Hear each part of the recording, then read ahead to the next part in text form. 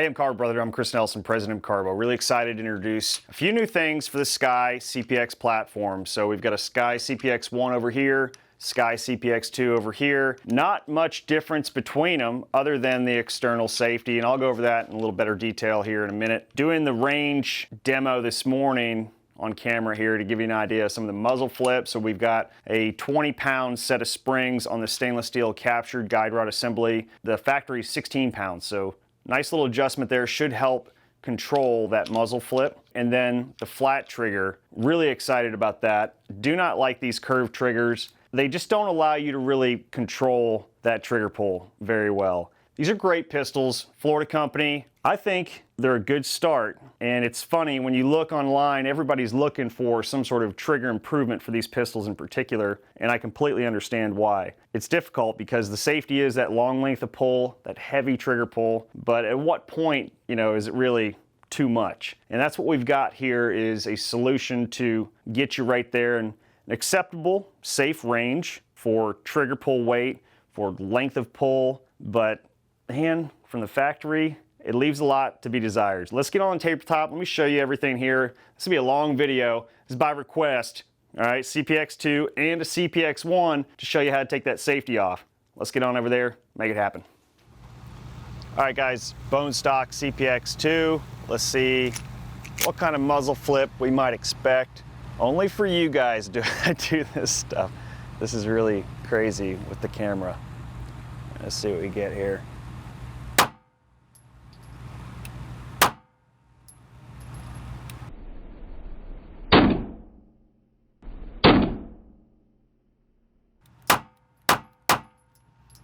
All right, bone stock CPX-1. Just checking the stock muzzle flip, see what we're gonna get after we install the upgrade to reduce that.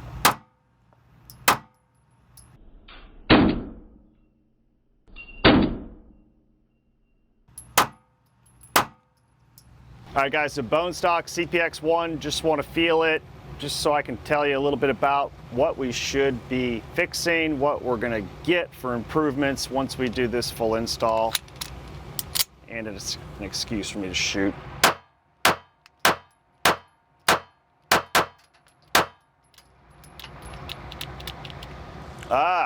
CPX-1, external safety. You gotta be a little careful of that. If you ride high up on this beaver tail back here, and you're really gripping the crap out of it, you might accidentally engage it. But safeties are good, they're important. That's the main difference between the CPX-1 and the CPX-2. They're identical except for the external safety on the CPX-1. No external safety whatsoever, no safety externally on the CPX-2. And these are all-time double action. So the safety is the heavy trigger pull and the long length of pull on these triggers. You got a CPX-2, your safety is inherently the long draw of the pull and super heavy trigger pull. Woo.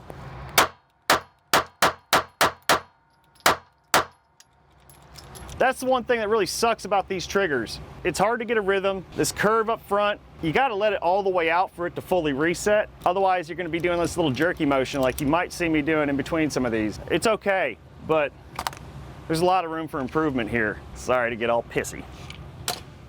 Parts needed for this build: SCCY CPX-1, CPX-2 trigger spring kit by CARBO. We also have a CPX-3, CPX-4 version. SCCY CPX-1, CPX-2 extra power recoil spring and stainless steel guide rod assembly.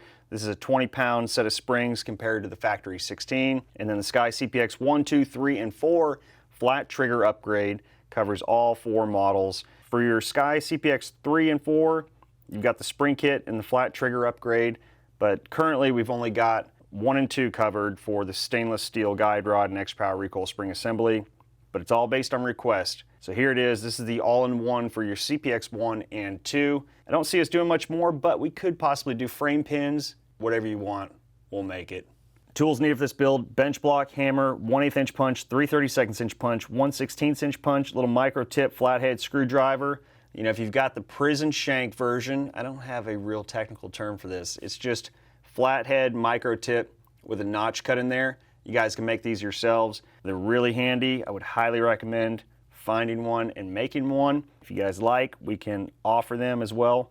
Blue 242, Loctite, flathead, regular tip screwdriver, and a Torx T6 if you have a CPX-1. You got a CPX-2, you don't need to worry about it. But a Torx T6 and little needle nose pliers. As always, guys, make sure we're an iPro. Now, before we begin, as always, guys, let's take this opportunity together, check our firearms, make sure they're clear, check the chamber, bolt face, magazine well, this firearm's clear. Chamber, bolt face, magazine well, this firearm's clear. All right, before we get started, let's go ahead and see what kind of average trigger pull we got for the CPX-2. I'm gonna use this bench block, give me a little offset for the RMR. And with the lineman, I don't use this one typically too often, but it does give me a little more access here inside the trigger guard. There's not a lot of room even for your finger. So with this, it'll keep a 5 pull average. We just got to hit average at the end to give us an idea of what that is. 8 pounds, 8.9 ounces. 8 pounds, 8 ounces.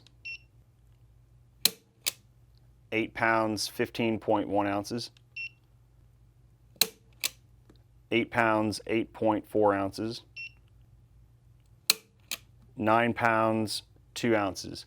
So do the average, it's right at 8 pounds, 11.7 ounces. So 8 3/4 pounds starting trigger pull for the CPX-2. All right, now let's do the CPX-1. So we'll go ahead and we'll clear it out. Make sure the average is reading 0, good. 7 pounds, 11.7 ounces. 7 pounds, 12.5 ounces. 7 pounds, 12.4 ounces. 8 pounds, 1.9 ounces. 7 pounds, 14.7 ounces. 7 pounds, 12.4 ounces. So average. So the average is 7 pounds, 13.6 ounces for this one in particular. 7, almost 8. I mean, 16 ounces in a pound, so you got pretty much 8. So we can say 8 to 8 3/4. It's a good kind of general average from what we've seen too in the past. So let's see if we can do better than that.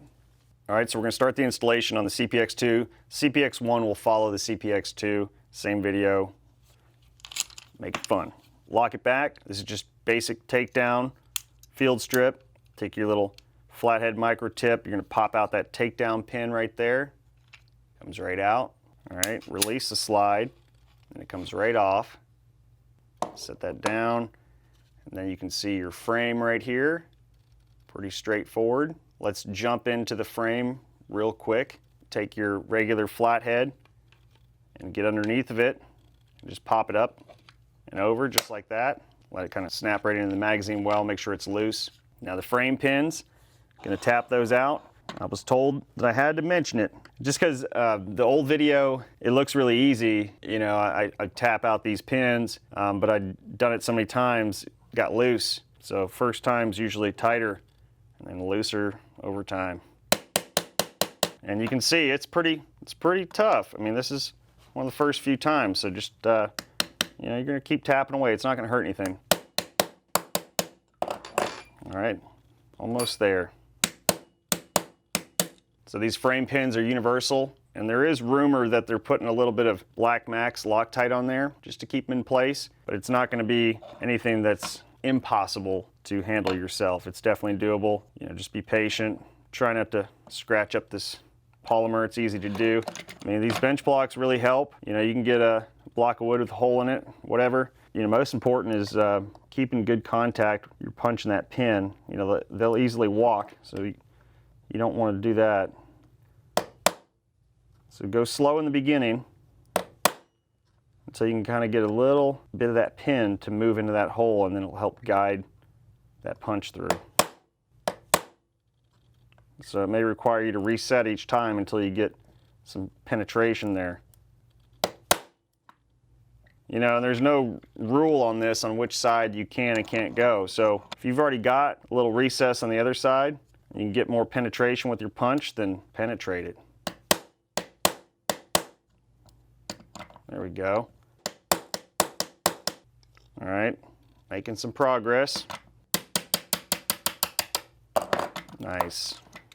I mean, they could be putting something on there. It's definitely something new, but it's not anything real crazy to worry about. It's most likely them not wanting anybody to take these apart. Lifetime warranty and all. They just prefer you don't mess with it ever. Well, it'd be nice if the trigger was good to go from the begin with. All right, so your frame, pretty simple, right? So you got your slide stop right here. You just pop that out. There's a little tiny notch right there on the top of it. You can barely see it, but that's where this leg of the spring, slide stop spring, will engage with it. So we can set that aside. Keep your little slide stop spring in there if you want. It's not going to hurt anything. We can flip it over. All right, now let's take the trigger bar out. You can see how trigger return spring is located in there. Memorizing this orientation is always helpful.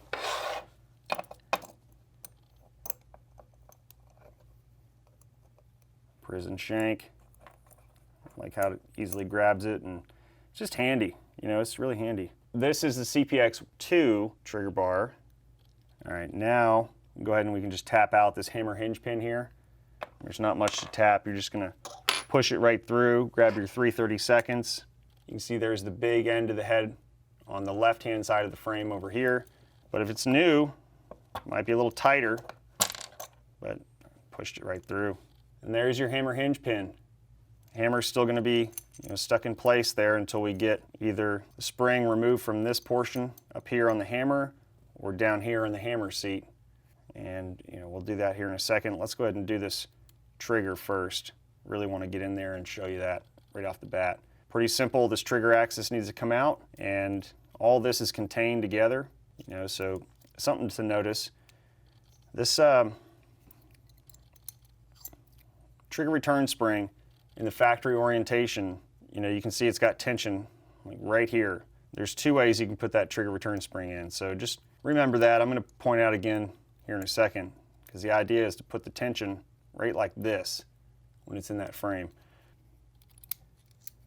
All right, so let's just tap it out from the other side.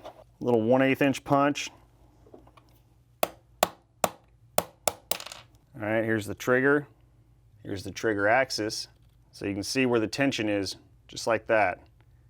And as we wind it back, we get past this 0 mark, this 0, 180, 90, 270. So you can see right at about just past 90, like 110 degrees right there, you got some tension on it. And then right up at 0, you can really feel that tension as it's winding. That's important here in a second. We'll make this quick. So we want to just push this little pin out. You can use a pick or use your little gunsmith prison shank. All right, so just want to get it started there. Even another piece of wire work good. Let's do that, because I actually prefer that method. All right, let's go ahead and open up our trigger spring kit by CARBO. This is for the CPX-1 and 2.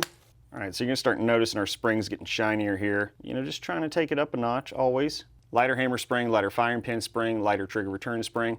We'll set these aside. We just need the trigger return spring right now. So you can take that little straight end right there on your trigger return spring you just got and push that little pin right through. Much easier. Super tiny. You need those. And factory trigger return spring. Put that aside. All right, so while it's fresh in our mind, let's go ahead and drop in the lighter trigger return spring. And you'll notice, you can see through that hole, you can see that shiny spring right there. We want it in this orientation, so make sure that hole is accessible. And this is where you need your tiny needle nose pliers. So we got the spring in that orientation. Take your little needle nose pliers, push that little pin through. Make sure it's seated. Now, make sure you can't pull that spring out. All right, good. So you can see that's where about 110 degrees, that's where the factory was. And as you wind it up here, you start to feel that tension. All right, and that's what we want. Now we're ready to drop the trigger in, but we need to get a better trigger. We've got this plastic trigger right here, but we can do a lot better than that. Let's go ahead and open up our flat trigger by CARBO. This is going to give us some nice pre-travel adjustment. It's going to give us a nice, consistent trigger finger placement. It's going to allow you to get nice and low on that trigger. And there are some options. This is your 1/16 inch trigger cam set screw. Trigger cam or trigger axis. If you do look at the actual parts exploded view by Sky, this is called the trigger cam. So trigger cam set screw, 1/16 inch, tiny. All right, it comes with a little Allen key that you need as well, and a nice little love note in there. So there's 2 1/4 inch long set screws there, and then there's 2 3/16 inch long set screws, and then there is a beautifully machined 6061 aircraft grade aluminum. Love this trigger. We designed this so that it would be universal fit for the CPX-1, 2, 3, and 4. And not only that, but it would allow for all of those manufacturing variations and tolerances. Years of production, even production runs that are months apart from one another. It's very easy to get into a scenario where your trigger cam just won't quite fit all the way. And that's something that we noticed, right away in dealing with these Sky trigger cams, that they can be a little snug. Even this little guy right here, that's a little snug. So there are a ton of variations in the tolerances of this trigger cam, and here is a classic example. It could be too tight, too loose, too tight, too loose. It varies nonstop. This is a good example here. Not a bad situation to be in. We want it to be nice and tight, but we don't want it to be too loose either, and that's where the trigger cam set screw comes in. This is going to lock it in place and prevent any wobble or anything like that inside. In this scenario, it's a little snug, okay? I'm going to pull it out or even give it a little tap, and then what I'm going to do is grab some synthetic grease with PTFE. Any kind of grease will work, but the most important thing is to lube it up. It's kind of the running theme with Sky these days, when it comes to the frame pins or this. Lube's essential. It may not be at certain times of life, but certainly later times of life it can be pretty essential. All right, so it's starting to really work its way in there now. And to give it a little extra, we can use our bench block, almost like it's made for it. All right, just to kind of seat it in there very gingerly. I'm just going to use this edge out here. You don't want to hit the spring or anything like that. Just that edge and a tiny little tap. All right, there it is. So that's all lubed up and nice and snug. That was just a test fitting. All right, so just tap that cam back out. You can also put a little bit of lube inside the trigger. Definitely doesn't hurt. Not everybody's going to have something nice and tight like that. It just depends. Depends on the production and all that. With these Sky pistols, it's a moving target, and I'm actually glad we got to experience this together, because I know if it looks too easy, it's like, oh man, mine were tight and his were loose. Put your trigger right in, okay? And then put your trigger axis, your trigger cam. All right, kind of seat it in there, and it's nice and snug, which is great. So we are pretty much there.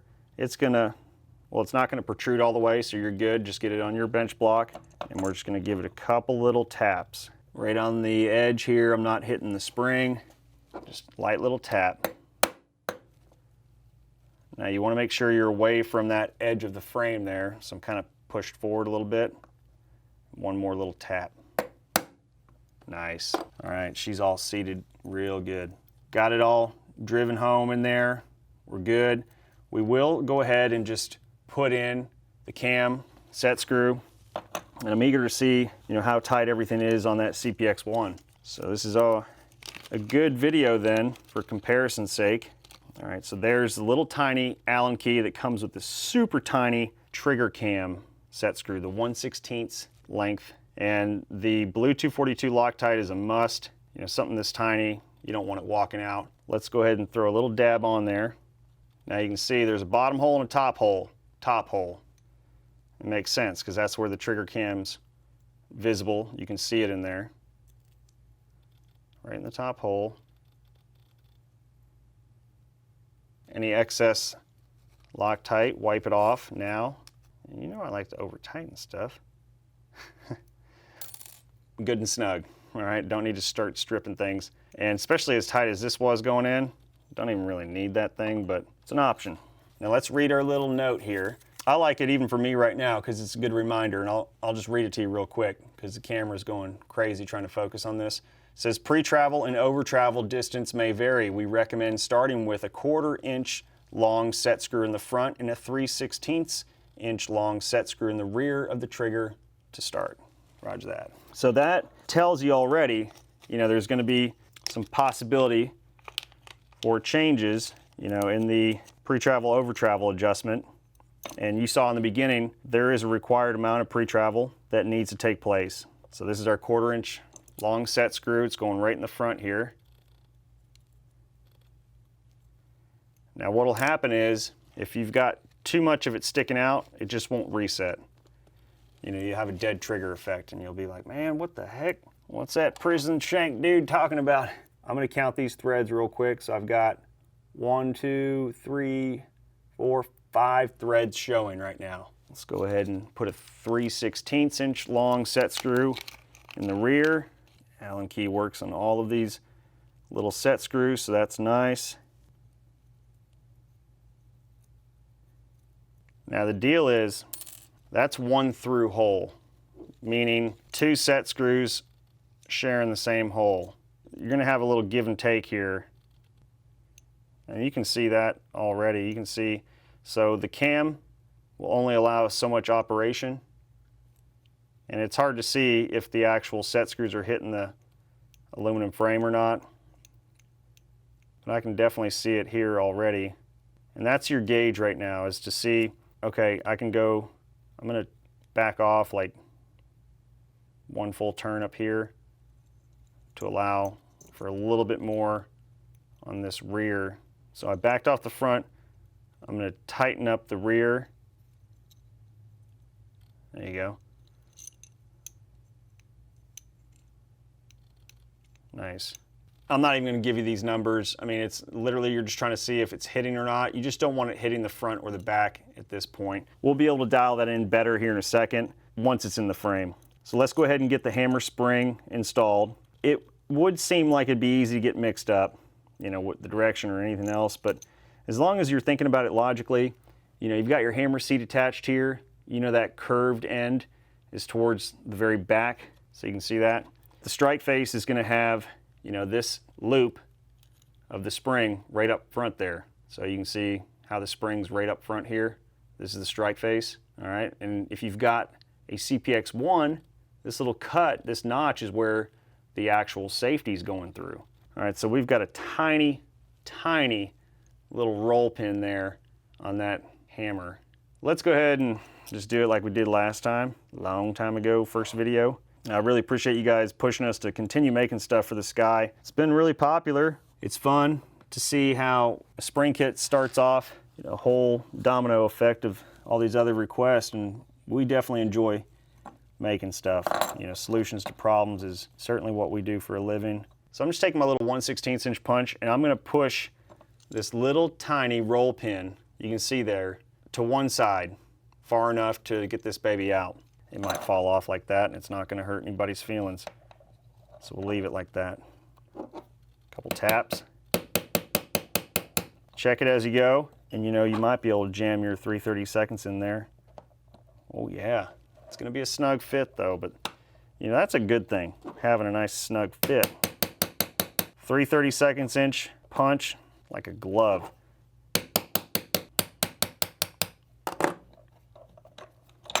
Boom. So let's take notice of the orientation of the spring. The straight leg portion of the hammer spring here lines up with this flat side here of the hammer seat. So that straight leg is going to go in like that, lining up with the flat side of the hammer seat. And now, the hammer jumps right out for us. Pretty straightforward. This will be the orientation right here. And you can see how that all works together. So let's go ahead and just tap out this side. You can see there's no need to take that roll pin all the way out. We'll just hit it from this side, just a little bit, you know, tappy tappy, and this baby will come right out. Drop it right there, get our 1/16 inch punch, a few good taps, and we are on our way. Yeah, it's gonna be a tight one. Just remember, tight is nice. Boom. So just kind of leave it right there, you know, like it was. We're not trying to make ourselves crazy here. literally doing the same thing. So you can see how the replacement spring mirrors that pretty well. All right, so the lighter hammer spring goes in, the same orientation. See where the little cut is right there on that hammer face? Now I'm going to flip it over. So I put it in like this. Now I'm going to flip it over real quick so I can tap it from the other side now. You just want to get it, that roll pin tapped right through the hole, eyelet on that spring. And you want to make sure the spring stays in. So it'll be a constant little, tappy tap, adjust, tappy tap, adjust. Because what you don't want to happen is to miss that pin. So it definitely pays to kind of go through this slowly, or you can be fighting that roll pin back and forth all day. There we go. And we want to get it flush here. So I still see a little bit of space in there. Pretty well flush now, and I can see the roll pin right there in between the eyelet of that spring. That's what we want. Good. Before we put that hammer seat in place, run that baby right through the frame. It'll save you a lot of time and headaches because we need to ultimately get it in the frame, and it's going to be oriented in this position here, right? So the trigger's up there. We want that cut out, and you can see where that hammer spring locates. All of that facing forward here. Okay, so we'll get it dropped in place with the spring, and we might as well throw in our hammer hinge pin while we're at it. The bigger hole is over there on the left side of the frame. So we'll just slide it right in. Just kind of watch it from this side. I'm looking at the right side of the frame, and I'm going to literally just push down on the bench block. You can also use your punch as a guide. If it's kind of fighting you, should be able to run that 1/8 inch punch right in there. Look at that. So that's a nice guide. And you've got the big head of the pin on the left-hand side where your slide stop and everything's going to be. We'll just push right down. Should just slide right in. Oh yeah. Nice. Held in place. We're going to take our little hammer seat. Remember that flat edge of the hammer seat up here? Not this back edge with the radiuses, but this flat edge with the sharp points on either end. That's what we want facing forward towards that trigger. And then we're going to go for the center hole right here. That's where that eyelet's going to go. And your spring should be oriented like this right now. So we're going to drop that baby right in. Now I'm just going to flip it over because you can see where my pin is exposed. I got to be able to tap it somehow. And it'd be nice if we get it all on this bench block together. You can use your frame. It's just hanging out over there doing nothing. Use your frame as an additional little rest. And then we're going to tap the rest of this pin through. Visually see it has penetrated the eyelet of that hammer spring. But, I can still push it through a little more. It doesn't need to be perfectly lined up in terms of recess on both sides, but you got a little OCD like me, you're gonna shoot for that. I know you will. Good amount of penetration on both sides, held nice and tight right in the center. Can't ask for anything more than that. So we are in a pretty good spot right now to move forward with the rest of it. All right, so we've got a few things to do over here. Our slide stop, just gonna drop that right in like this. There's that little hook piece. It's going to go through that hole right there on the frame. So do that first. Then the little micro tip flathead is going to move that little piece of the slide stop spring out of the way. There you go. You can push that slide stop spring all the way back into that little notch right there just to make sure it's fully seated. It definitely pays. See, look at that. It wasn't quite happy there. So it pays to, let's push it right in first and then push up on this little portion that engages with the slide stop. Just kind of holds it all in place. Pretty easy. So we got our slide stop in place. Slide stop spring is there. Flip it on over to the other side. Now we just need to get the trigger bar in there. So we'll take our trigger bar. This little portion is going to drop right in here behind the hammer.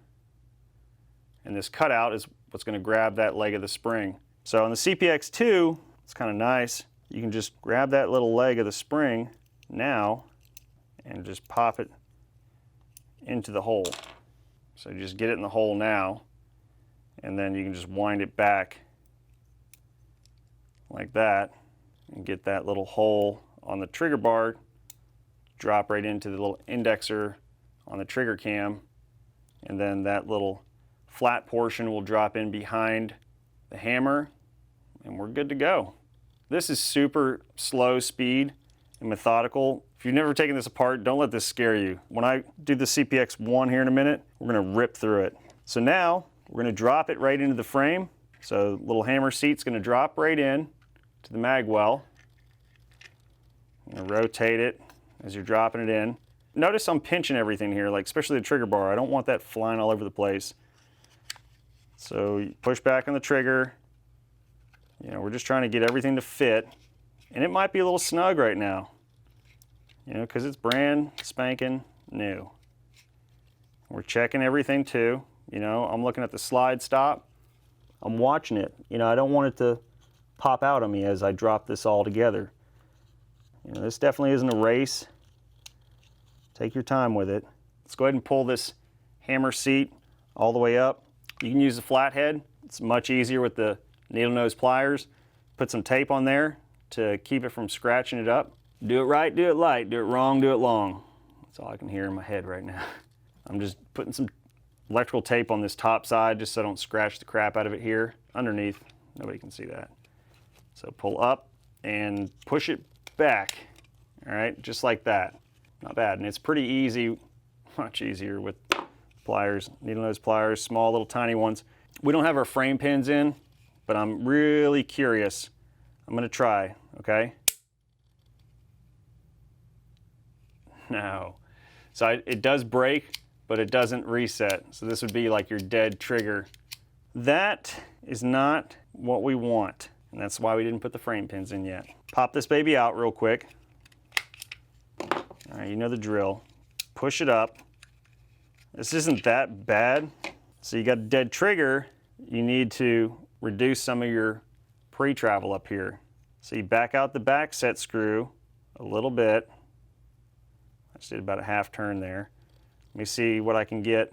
And I'm able to hold that trigger in place like this by pushing on the trigger bar on the back side.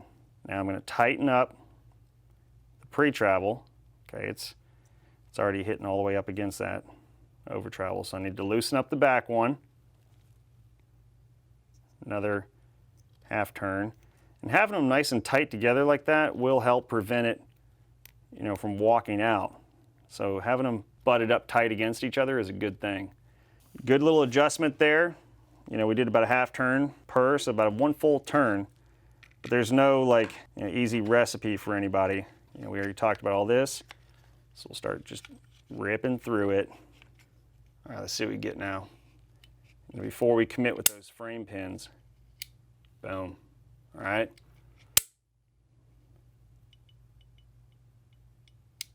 Nice. So there's just no way to eliminate that unless we did something with the trigger bar. If we did a different trigger bar, it would eliminate that. Everything feels better already. Some of those other little aspects, you know, if it's important to you guys, we can easily do it. Let's put those frame pins in and let's see what happens here.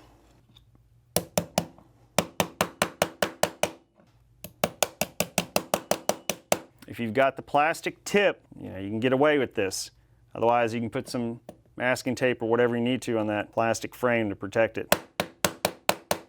And it's always a good idea too, before we start really hammering the crap out of it, to make sure we can see the pins on the opposite side. Well, she is snug. She is tight, tight, tight. That is a close one. Just gonna use my 1/8 inch punch very delicately here. I'm even gonna throw this towel just to kind of help. Don't want it moving, don't want it rocking. A few good taps right on the head of that pin. And I'm gonna have to adjust each time, but it's going.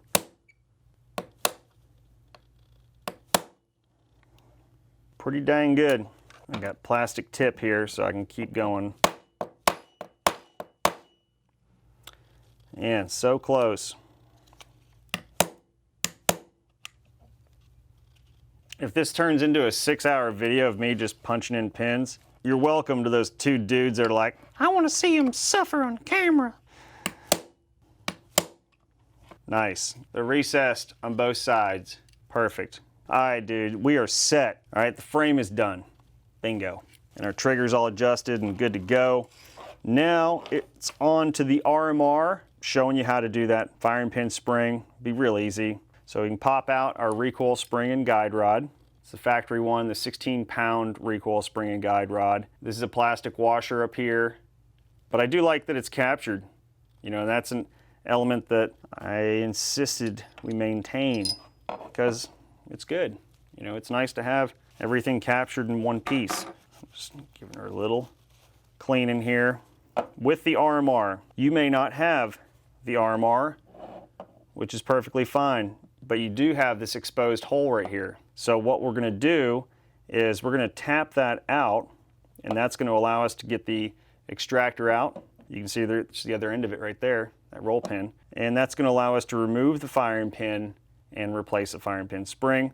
So it's pretty simple and straightforward. If you got an RMR, just one more little step to it. So if you got the RMR, you'll notice you've got these two little screws right here. You also got some Allen keys that came with it, so use those. Big one came with it. And these little babies are on snug, because guess who put those on? Yours truly.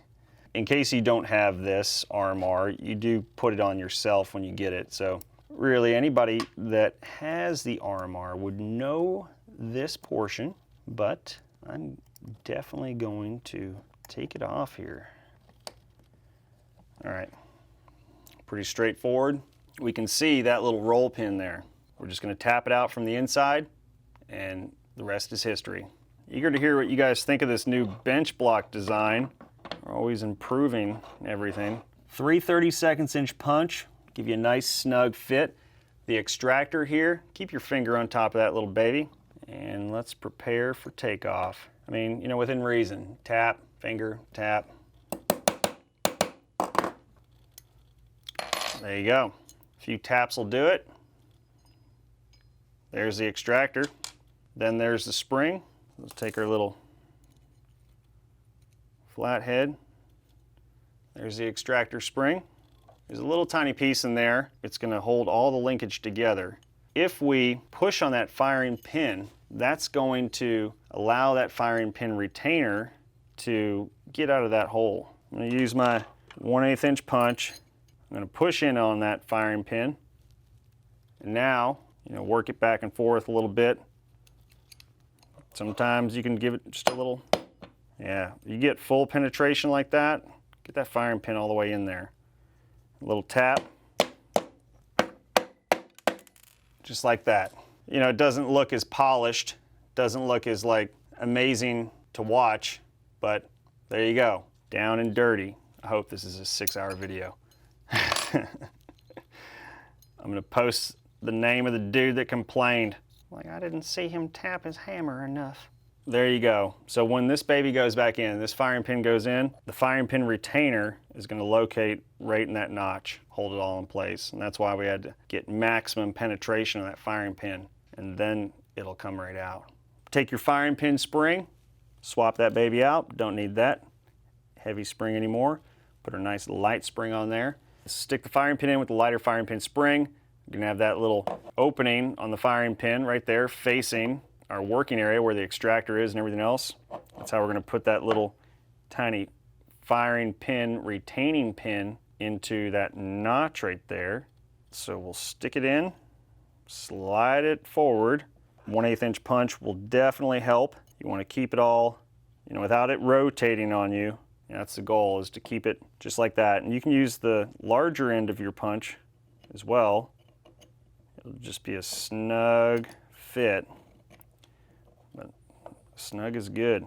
You want to look down in that hole and see if you can see that portion of the firing pin, that flat. If you're looking in there and it's like, I can't really tell, stick your punch in there and see if it'll capture and retain it. And in this case it is. It's holding. And that's exactly what we want. That is a fair assessment of being good to go at this point. You can try different methods, doesn't hurt to try. All right, so there you go. So it's held in place just like that. I can drop my little pin in there. Large portion of the pin is dropping in first. And I just pushed in a little further on that firing pin and it seats right in there. Perfect, like a glove. And that's your gauge. You know, that's your test right there. And it's holding beautifully. Now we'll take that extractor spring and drop it right over that little smaller portion of the pin. You can see it right there. Drops right in. Now our extractor, really only one way to put this baby in. Nice and flat on the outside. A little sharp extractor portion to grab the casing on the working area on the inside. So we'll be pushing down right here where all that tension is on that spring and then tapping on this head of the pin right here. You know, it sucks on camera, but no complaints here. I can make it happen. You guys can get a little creative with how you do it. I'm gonna do it this way because keep it all in focus.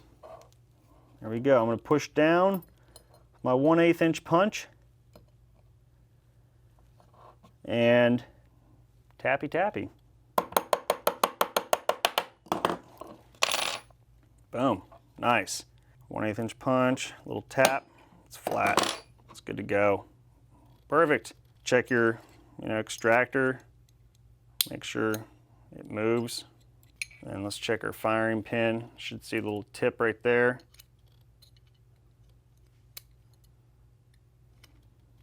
Boom. All right, perfect. All right, throw the barrel in. It's gonna drop right in, just like that.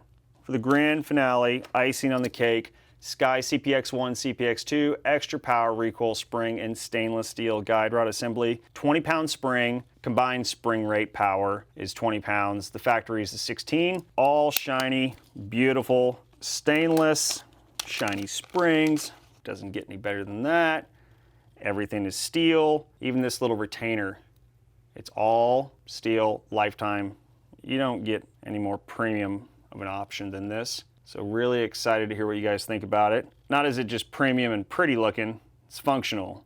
Let's drop this little guy in. Just like that, perfect. Man, if you got one of these, shiny colored slides, it goes nice, like meant to be together. All right, cool. So we are ready to throw this baby on. Put the slide on, lock it back. So line up the little hole there on the barrel. You can see that lug there, barrel lug.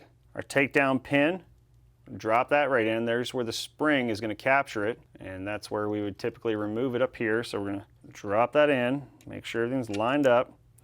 Should be able to snap it right in.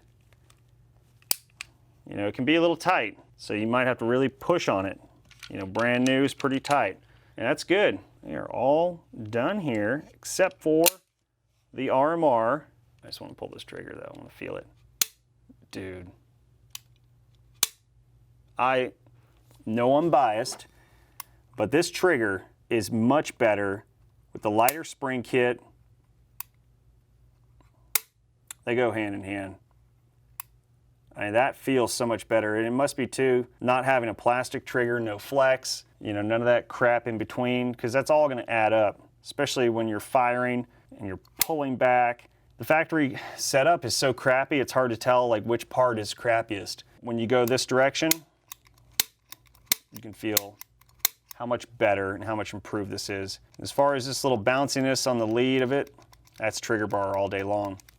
So if you guys want us to do something to eliminate that so that it's more or less staged, ready to go each time, we can dig into it and see if it's even possible. I'd like to think it is, but I've been surprised a time or two. Just putting the RMR back on. So if you don't have this, you are done. All right, so let's finish out CPX-2. Let's do a trigger pull reading and see how she does.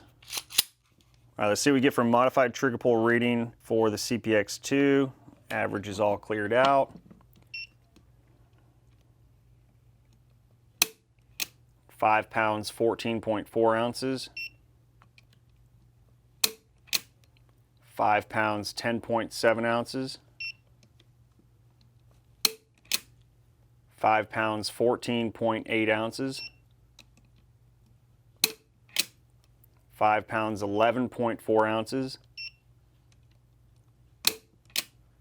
5 pounds, 6.5 ounces for an average of 5 pounds, 11.5 ounces. So not bad. 5 3/4 pounds is what we finished with. We started with on the CPX-2 8 3/4 pounds. So 3-pound drop, putting us in that nice sweet spot. You know, not too light, considering this is our safety mechanism. So the weight of the trigger pull and that long length of pull, that long travel, is the two major safety functions. So right there, 5 3/4, that's much more acceptable, much more pleasant to shoot.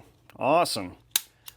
I do like the feel of that, especially with the trigger. Puts your trigger finger in a really nice placement compared to what we had previously. Way up here in plastic flex, your finger's way up in there at the brake compared to here. You know, you're flatter, straighter, almost more upright. We're gonna put this aside, focus on the CPX-1, knock this out.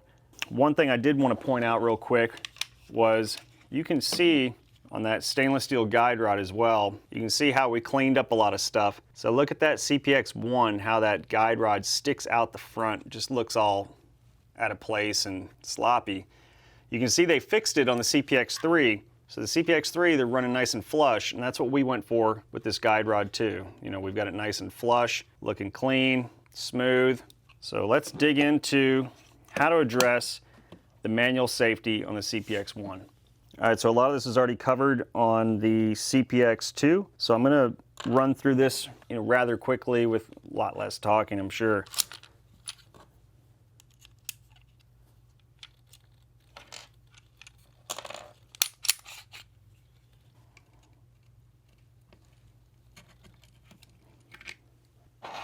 Three 32/2" punch, tap these frame pins out.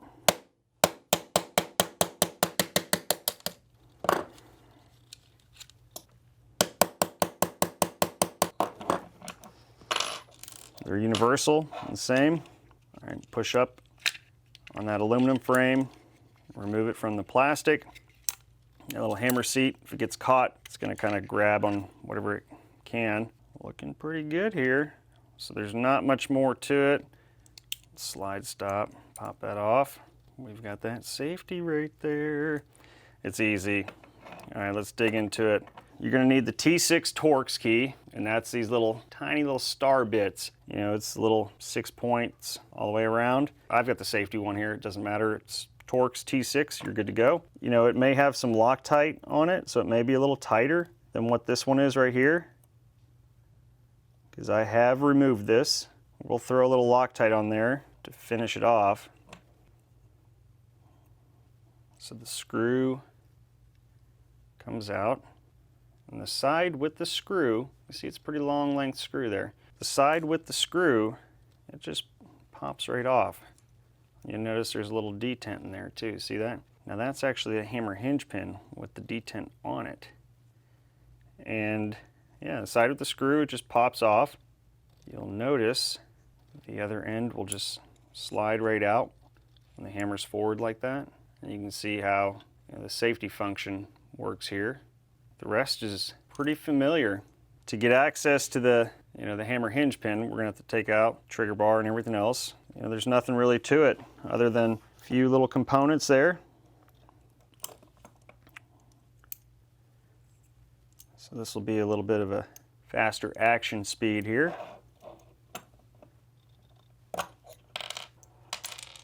Bingo.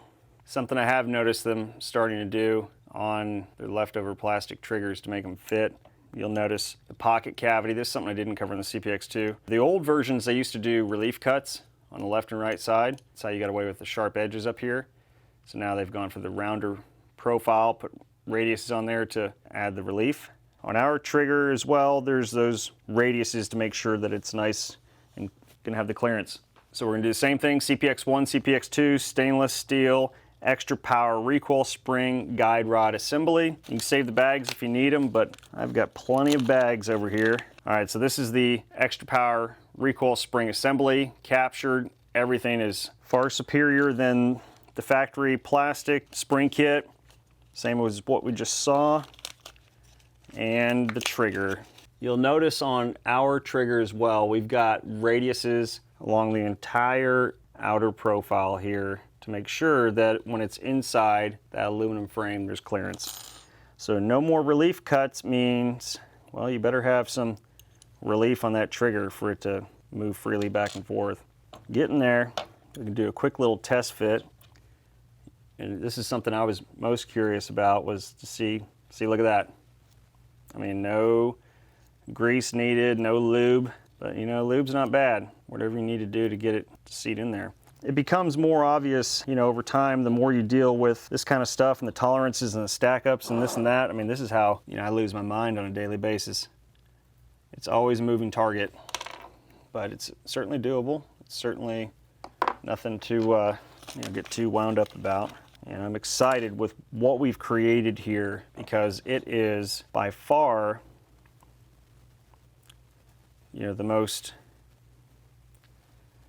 functional option on the market. You know, there's definitely been some attempts by others in the past, and man, terrible. So, but it is hard. This is hard. And this is why we took so long to make sure it was right and done right, and we didn't want to jump the gun. So I'm putting a little pin in there. You know, I'm just kind of running through stuff that's already been covered, but you can tell pretty easily what I'm doing here too. Now it's a matter of just pulling out this, you know, strange looking hammer hinge pin. It's just got a little detent on the end of it just to engage the safety. Nothing's going to spring out, nothing's going to fall out. And there's the hammer. So we know what to do there. 3/32 inch punch. Ought to do it.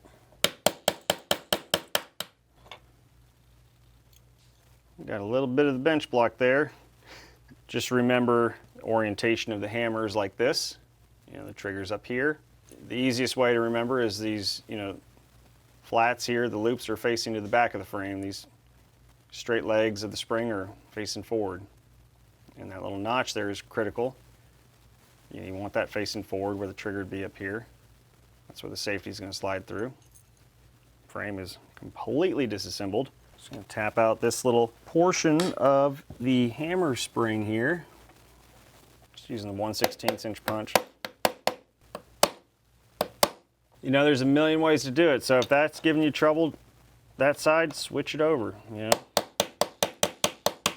There's nothing that says you can't go this direction, especially if it's just one of those things that's not lining up right. It's easier if you don't punch it all the way out, so leave it in a little bit if you can. Remember the orientation, it's going to be like that. We're going to replicate it.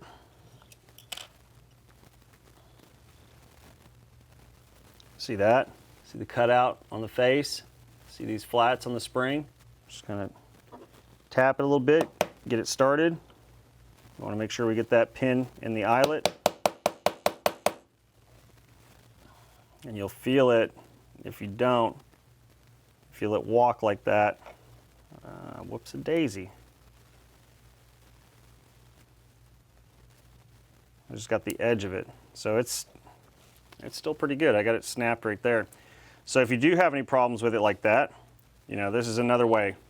Pinch it in your hand and just start tapping it. Or pinch it in your hand and push on your bench block or the table to continue moving it through that hole. There you go. So that's a good way to ensure you don't miss it. Beautiful. All right, use my plastic side. Nice and flush there. Just gonna use my 3/32, just make sure it's flat. It doesn't need to be recessed, just flat. I mean, I might give it just a hair clearance, fine. I'd rather have a little. So there you go. So nice and flat, springs oriented the correct direction, strike face. The extensions of the loops are facing the rear. Beautiful. Now, most important, get that spring in that frame now with the hammer on it. You don't want to get the hammer seat on and then be like, oh, shoot, how am I going to put this in? Don't worry, we've all done it though. Let's go ahead and put in that detent for the CPX-1 owners, the detent for the safety / hammer hinge pin. And just look through the opposite side. Get the holes lined up. Bingo. Easy enough. Now we just need to get the hammer seat on there. So we want to put that loop in the center pocket right there. And we want to tap that roll pin in and just make sure, you know, it grabs it. So it pays to check as you go. And if you feel any resistance, then look a little closer and see if there's something impacting it. Okay, no, it's just tight. That's just the way it is. You feel a little tightness, it's okay. You know, and make use of that empty frame you got sitting there.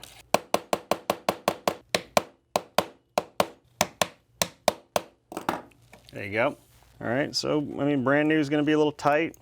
It's no big deal. These are both brand new firearms and brand new tightness. Just get them recessed a little bit on both sides. Cool. Looking good. You know, if your spring is kind of sitting in there a little bit, you know, off one way or another, it's totally fine to just straighten it up a little bit. Not going to hurt anything. That's just the way it's canted in there. If these eyelets are a little tight, a little snug, it's going to kind of get canted. You know, most important thing is we want it to be moving nice and freely. You know, ideally straight. I mean, if you don't adjust it, it'll adjust itself when you put it back in the frame anyway, so it's fine. I like to point out anything that might cause hesitation or, you know, any question. So next is to put the trigger in there, and then put the, you know, trigger cam, trigger axis right in there as well. We already did a little test fitting. You know, it fits real nice. So it should just drop right in nice and loose. Uh-oh, loose. Yeah, I mean, that's why we have that trigger cam set screw. So on the CPX-2, it was nice and snug. I like tight, it doesn't bother me. And I'm not gonna stop the installation because it's tight. I mean, I'm gonna use grease or whatever else I've got in front of me, you know, to make sure that I'm giving it a full go, you know, not just giving up because the video looked different. It's, you know, I'm just one dude putting in a kit for one gun for the YouTube world. So now we got a video with two guns. But for a faster video, you look at the original spring kit video, and it goes right into it.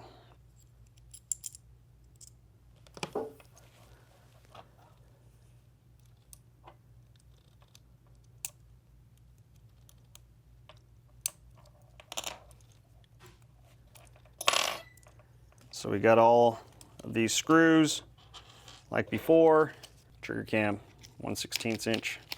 And the little note that's included will tell you to put a 1/4 inch set screw, 1/4 inch set screw in the front and 3/16 in the rear. And you definitely want to put, you know, your blue 242 Loctite on here. You just wipe off any excess. Pull back on that trigger. Trigger cam's the top hole. Nice and tight. So this is the 3/16 in, oh, what am I doing here? Let me make sure. 3/16 in the rear. Shoot, dang. You know, just because the piece of paper says that, I mean, it's gonna be whatever works for you. You know, don't get lost in the sauce on that. I mean, that's why we include two of each, because it could very well be some weird combination. So there's a little bit of, you know, leeway there. Whatever you want to do is perfectly fine. I'm just going to leave that hammer hinge pin out until we're ready to rock here. You know, pre-travel is the most crucial all-time double action here. So, you know, with that recommendation having the 1/4 up front, I mean, you don't want to leave, you know, a 1/4 inch worth sticking out for the front. That just means more. You know, put it together, rip it apart, put it together, rip it apart. It's entirely up to you what you do there. I'm gonna make sure I get them both nice and tight against each other, you know, so they'll lock in place nice and good. All right, good. And I was just eyeballing it from what I just did 3 seconds ago on the other one. And that's the other thing, you know, more practice you do, So you might get good at this, start doing it for all your buddies too. And we do installation services too, so you know, it's something we offer if you're like, man, F that, I'm not doing all that work. I mean, I used to change all my oil in my truck my whole life, and then I realized I ain't got much time anymore. Plus, when you go to the oil change stations, they make it look so easy, man. They got like the pit and everything else, man. You go to 5-minute oil change, it's like, dude, you're killing me. This is way more efficient than what I can do. And now we're getting into it. Okay, we're gonna drop this frame into, you know, the plastic housing. Looks good over here. Looks good over here. Drop it right in, turn it, rotate, push back on that trigger, get it to drop into the hole. And let's see if we're hanging up on anything. And it's just this little guy right here, just kind of, so it's that hammer seat wanting to bind inside the magazine well. You know, it gets in sideways and it's like, I don't know where to go. Well, get in there, man. And this, yeah. So this aluminum frame in the plastic will be tight too. Brand new is brand new. So expect to have to fight a little tight. All right, now we're gonna take the hammer seat, pull it all the way up, lock it in place so we can just see if our pre-travel, over-travel are adjusted correctly. Almost there. Get in there. There you go. Okay.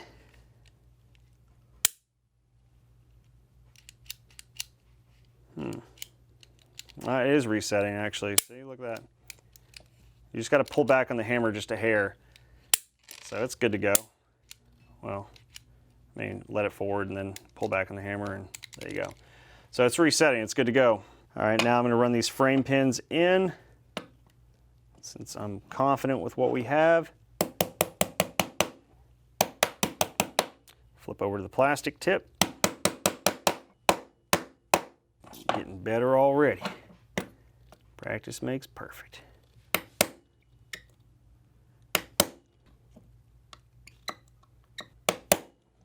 It's recessed both sides. Good. All right, man. So now it's just a matter of putting the safety in. So the side with the detent, that's going to be the side that gets this little piece. The opposite side is going to get the full shaft. Well, we need to get that trigger bar down out of the way. So pull, you know, if your hammer is engaged, locked back, or even, you know, got tension on it when it's forward, pull the trigger to release it so we can get clearance to drop the shaft through. It'll be on the right side, the side with no detent. There's the detent, this is the right side. So you're gonna drop that bar shaft through. Then you're gonna come over here to this side and you're gonna put this little piece of plastic right on. So this side, right down here against the bottom portion of the frame, you can see there's a couple detents in there, or a couple little notches for the detent, for the safety, you know, when it goes up and down. Little plastic hex configuration here too, so you can't really get it screwed up. You can get it screwed up though if you're moving this around or, you know, you got it all weird. So just hold it tight against the bottom, like that, and then push this guy on. Boom. And you should see it index in one of those pockets in there, that little brass tip in one of those pockets. Now we can tighten it right up. So put some blue 242 Loctite on there and drop that screw in the hole. Take your T6 Torx and tighten it right up. Good and snug. And then it moves up and down. And then we need to check it and make sure. You just pull back on it a little bit. Sweet. All right, so it fires. I'll let it forward, pull back, just reset, okay? So now if we push up, it's on safe. All right, look at that. Safety's working. And push down. Uh-oh. Safety's working. All right, so that's like a little preliminary check. Each time you've got to push on the hammer. It'll be an official test run here real quick. And I'm gonna throw in the stainless steel guide rod and everything else, but I want to check this. All right. Beautiful. Look at that. Okay, cool. All right, so stainless steel guide rod time. Bingo. Smooth side's going towards the back. This side's going up front for the hole.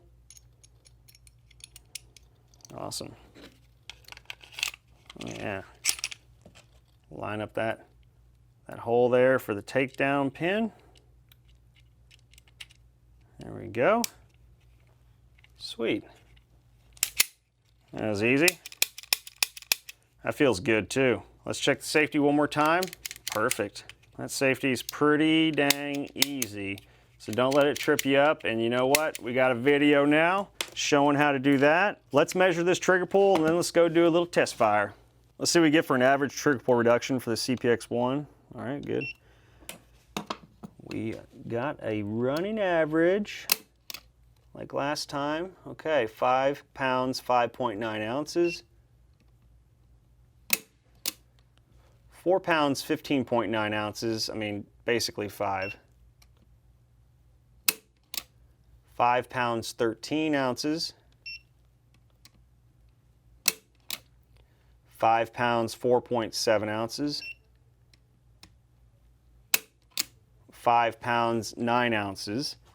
Average, 5 pounds, 6.5 ounces. Well, there you have it, guys. Really nice trigger pull reduction from 7 3/4 down to 5 1/2. Obviously, the trigger pull reductions and starting points and everything else, everything's different. Every firearm's different, even between really similar models like these. It's never an exact match across the board. Likewise, when you've got different features, there's never an exact installation method. But I hope this was helpful and informative. Let's go see what these babies will do now.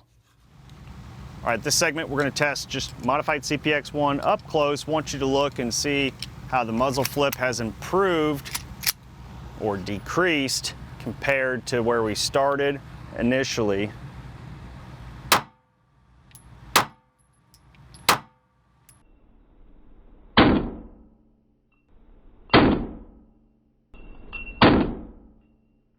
Definitely feels a lot more controllable. Really like how much flatter the whole platform feels, round after round, so much easier to control. CPX-2 modified.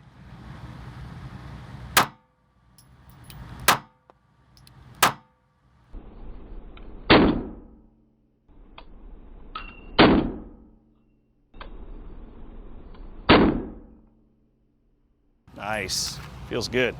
All right, guys, so we're done installing the full upgrade all-in-one package we've got now for the Skies.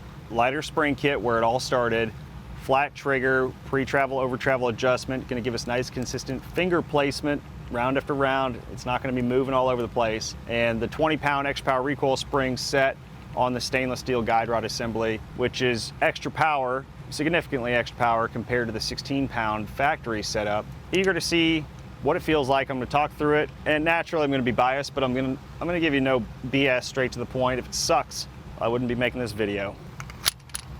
Granted, we've put a lot of time into this, so we should be able to see and feel some sort of difference. So CPX-1,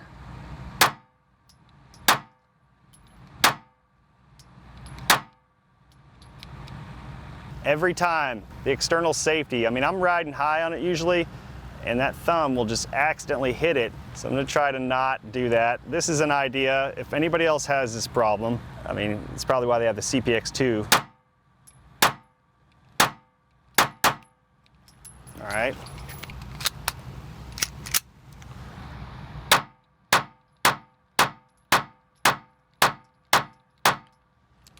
That feels really nice and smooth, controlled, able to keep a consistent finger placement. When I'm running the CPX-1, I do have that tendency to ride high up on this back strap here, and my thumb naturally just wants to hit that external safety. If you're considering one or the other, shooter preference, I'm CPX-2 all the way. All right, guys, so I'm gonna run the rest of these Sky CPX-2. Let's do this dance. Let's see how she does. Woo! I like it. A far cry from where we started this morning.